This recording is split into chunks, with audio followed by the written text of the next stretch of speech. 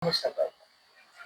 So for now, yes, we have a free driver's licensing under sa naka-lodge ito siya na supplemental allotment per MP sa Ministry of Transportation and Communication. So currently, we have 100 slots na allotted for us na pwede namin i-submit or i-endorse sa ministry.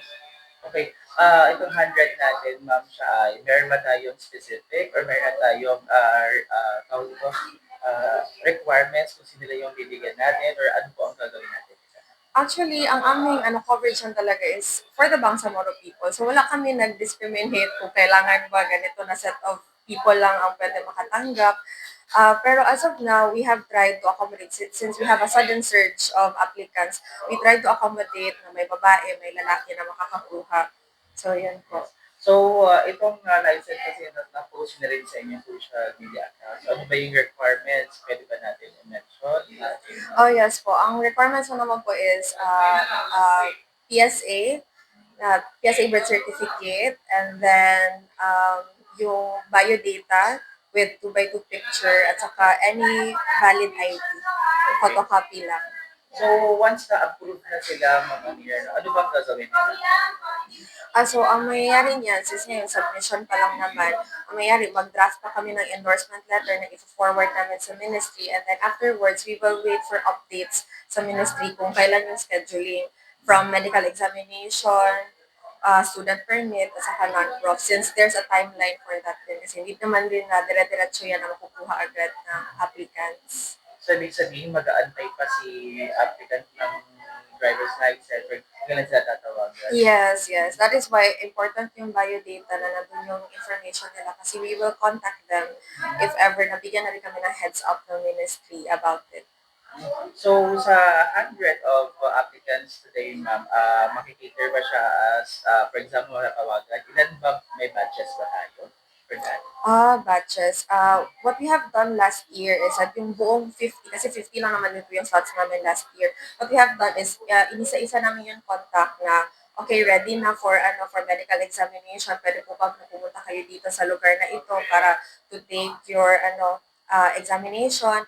And then, may focal din po kami na designated for that. So, any inquiries, pwede nila lapitan yung focal namin para malaman nila kung ano ng updates doon or status doon sa kanilang application. Okay. Speaking of the 100, pwede ba namin malaman kung how much the budget entitled for that license? Meron ba tayo figure or round? Unfortunately, wala akong I'm so sorry, I don't have the data. Ayoko din i-preempt. Pero yun, we only know kung ilang slots yung allocated for us. Basically, kung ako ang regular kasi no, kung i-rank natin, super nasa around 2,000, something like that, or 5,000 kada tao, mga ganun, kasama na yung was that certificate, was that yung medical certificate nila, and all. So, Siguro pwede natin i-base yung Citizens Charter na nakalagay kada sa LTO kung magkano yun. Tapos, ilan bang MP? 80. And then per MP is 100 slots. So maybe we can have a rough estimate from that. Yes, ma'am. Yung etiketa po ba natin about this license is open sa lahat? Yes po, ma'am. Wala po kami naglagay ng any qualifications kung sino lang. Kailangan lang 18 years old and above. Kasi of course, hindi naman makakuha ng non-prof or student permit yung underage pa. Yan lang. Siguro, ma'am, yung nakakuha na ng slot, masaya sila. Paano naman po yung hindi nakakuha? Ang dasal nila magkaroon ng second batch? Yes po. Pasensya na po talaga doon sa mga hindi nakakuha. Pero inshallah, yung ibang MPs din po, when they would have an information about this, hopefully, na mapopost din sila and they would also open it to the public para lahat din po makakita. A bigger audience would cater to this kind of program. okay. Na-mention natin ma'am, 100 po na driver's license. Last year ba meron ba tayong cater same day? Ano po yun? Last year ba meron tayong na-serve na like this? Yes, yes. Yung 50 slots last year, alhamdulillah hanggang non-prof, okay na. Nakuha na nila ang kanilang mga ID cards. So, lahat yun na-distribute na. Yes. Walang backlog. Walang backlogs. So, ibig sabihin for this time around, yung 100 na yun, possible makuha din nila on the next year or this year? We are hoping na sana this year before tayo makababa para sa ano, 'di ba, since we will have an election this coming October. So hopefully sana, pero if ever naman din hindi, we will try as much as possible na to also follow up it with the ministry na even next year, kahit pa ano, as long as andyan pa rin naman ang ministry, of course, maka-follow up din natin yan. So, pwede pa rin naman na next year, baka yun pa yung start ng ano process or yung timeline for this one. Yun lang, gina-fast track lang namin. Kaya siguro din na nag-search kasi nga, we were trying to fast track this one na before kami mag-terminal reporting, nakabigay na kami ng mga endorsements sa mga ministries na ito yung mga, since ito allotted naman din to kay MP, we are trying to really make use of the resources available to us na ma-fast track namin, mabigay namin ahead of time yung endorsement, tapos follow up na lang din pagkatapos. Diba? Speaking ma'am, no, palapit na yung ating election sa Yes. Member of Parliament. So, ano po magiging sitwasyon po ni MP Ka? Mm, Tatakbo, appoint, o ano po?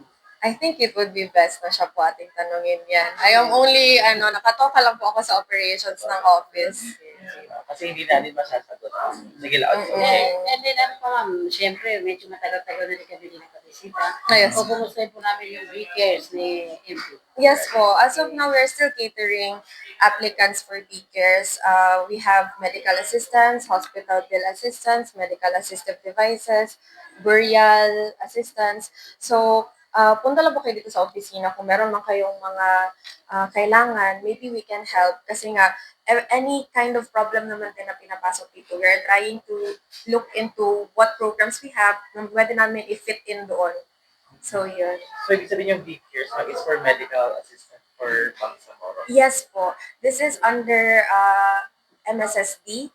So, ang mangyayari niyan, ang process is, for example, since it caters to different needs, for example, kung medicine na kailangan nila, they would need to have valid ID, certificate of indigency, yung reseta nila, medical abstract, and other pertinent documents. Actually, we also have posted this sa Facebook. So, yeah, I hope it caters to a bigger audience din. Kasi nga, since madami tayong mga kababayan na nagkakasakit, kailangan ng hospital bill assistance, pero yun nga lang, hindi ganun ka prominent siya na na program. So yeah, we hope to cater to a bigger audience. Okay, gusto ko lang isumit ito, Ma'am Amiano. Kasi, for example, yung family member no nagkasakit, tapos meron na siyang nakuha sa ibang MPs, hindi-cater pa rin ba natin? Yes, actually, oo. Kahit na nakakuha na siya sa ibang MP, what we're trying to do is, sana mauna muna sila sa mga MP offices bago mag-diretso sa MSSD para ma-cater pa yung kanilang bill assistance. Oo. Okay, may time pa ba ma'am sa B-Cares natin? Kasi palapit na ang halalan natin. Yes po, actually, gusto namin na maubos po yung fund bago kami aalis. So, if ever man na merong mga kababayan natin dyan na gusto po maka-avail ng medical assistance, punta lang po kayo sa aming tanggapan. Nonetheless, siguro, message na lang siguro sa mga kakuha ng driver's license ngayon. Ano yung gagawin? Kasi, kasi ako kumuha na rin ako ng driver's license. Kailangan ko man na mag-school, sa driving schools para maging aware sa pagda-drive. Yes, yes. So, ano ba mensahe natin, Ma'am Jan? Ba, ay gagawin din nila yun? Meron silang schooling? Yes, yes. Kasali din po yan yung training. Kasi, di ba, first is medical examination, kung fit ka ba to drive. Of course, kasi kung ang mata mo Is my problem. malabo, hindi pwede. So, ganon. So, from medical examination, and then kukuha mo ng student permit. After student permit, saka ng driving school. Pag nakapasa na doon, with some time, saka tayo magna-non-prof. Ganon siya. Sige, message siguro sa mga makakuha na at nakakuha din ng driver's license. Sa mga nakakuha. Nakakuha at saka kukuha pala. As for now, we would like to inform the public na close na po ang submission natin for applications ng free driver's licensing. So, inshallah, next year, sa susunod na batch of MPs, meron din po silang ganitong klaseng program na maibibigay sa public. So, yun po. Sa mga nakakuha, alhamdulillah, we will try to follow up and fast track this para makuha niyo po sa lalong madaling panahon ito na program. And para naman dun sa mga hindi nakakuha, pasensya na po talaga. Pero we are trying our best na maano din, ma-aware din yung ibang MP para ma-open nila sa public na meron din sa kanila. Yes po. Thank you so much, ma'am. Mm. Okay.